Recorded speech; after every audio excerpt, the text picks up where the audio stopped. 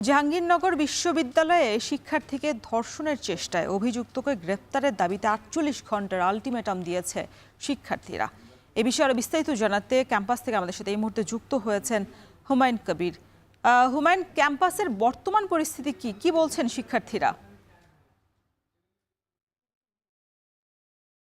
রওশন, জাবির ৫১তম ব্যাচের যে শিক্ষার্থী তাকে ধর্ষণ চেষ্টার প্রতিবাদে কিন্তু ইতিমধ্যে ২ দিন ধরে কিন্তু উত্তাল ছিল গোটা ক্যাম্পাস। আজকেও কিন্তু ১১টার দিকে মানববন্ধন হওয়ার কথা ছিল, কিন্তু সেটি আসলে যারা নেতৃত্ব দিচ্ছেন এই আন্দোলনে সাধারণ শিক্ষার্থীদের মধ্যে তারা আসলে আজকের এই যে মানববন্ধন সেটিকে স্থগিত করেছেন। তারা ৪৮ ঘন্টার আলটিমেটাম দিয়েছেন বিশ্ববিদ্যালয় প্রশাসনকে।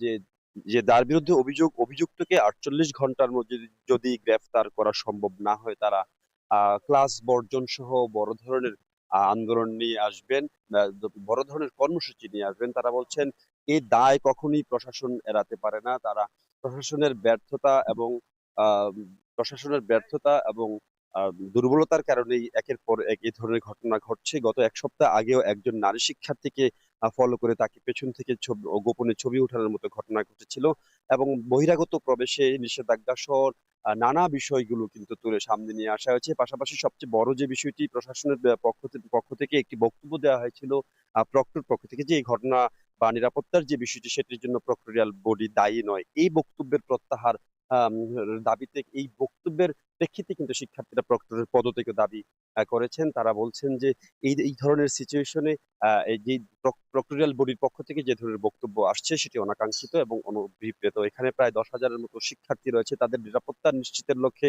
প্রথমত বহিরাগত প্রবেশ বন্ধ, পাশাপাশি প্রাচীরগুলো ঠিকঠাক করা এবং প্রবেশ দ্বারগুলোতে যে নিরাপত্তা চৌকি সেগুলোকে আরো বেশি জোরদার করা, এবং শিক্ষার্থীদের যে হলগুলো রয়েছে সেগুলোতেও মাঝে সাঝে চুরির ঘটনা ঘটছে, সেগুলো রোধে এই ঘটনাগুলিকে আসলে প্রশাসনের ব্যর্থতাই বলছেন শিক্ষার্থীরা। তারা বলছেন কোন রকম কালক্ষেপণ ছাড়াই এই ঘটনাগুলোর ঘটনাগুলোর প্রেক্ষিতে যাতে বিশ্ববিদ্যালয় প্রশাসন ব্যবস্থা নেয়। পাশাপাশি একটু জানিয়ে রাখছি যে এই ধর্ষণ চেষ্টার ঘটনায় কিন্তু আশুলিয়া থানায় একটি মামলাও কিন্তু নেওয়া হয়েছে অজ্ঞাত একজনকে আসামি করে।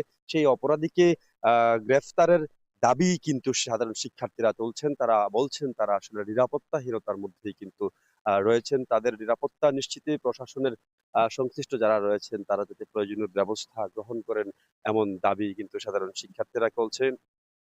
এবং যেমনটি বলছিলাম যে এই ৫১তম ব্যাচের শিক্ষার্থী ধর্ষণের চেষ্টার পর কিন্তু সেই জায়গাটি বিশ্ববিদ্যালয় প্রশাসন পরিষ্কার পরিচ্ছন্ন করেছে এবং নিরাপত্তাও কিন্তু ইতিমধ্যে জোরদার করা হয়েছে। বহিরাগতদের প্রবেশেও কিন্তু আমরা দেখেছি একটি কড়াকড়ি আরোপ করা হয়েছে। ভবিষ্যতে বহিরাগত প্রবেশ করতে পারবে কিনা সে বিষয়ে সিদ্ধান্ত নেওয়া হবে। সবশেষে আসলে ৪৮ ঘন্টার মধ্যে যদি অপরাধীকে গ্রেফতার করতে ব্যর্থ হয় তারা, শিক্ষার্থীরা বলছেন ক্লাস পরীক্ষা বর্জন সহ আরো বড় ধরনের ব্যবস্থা নেবে।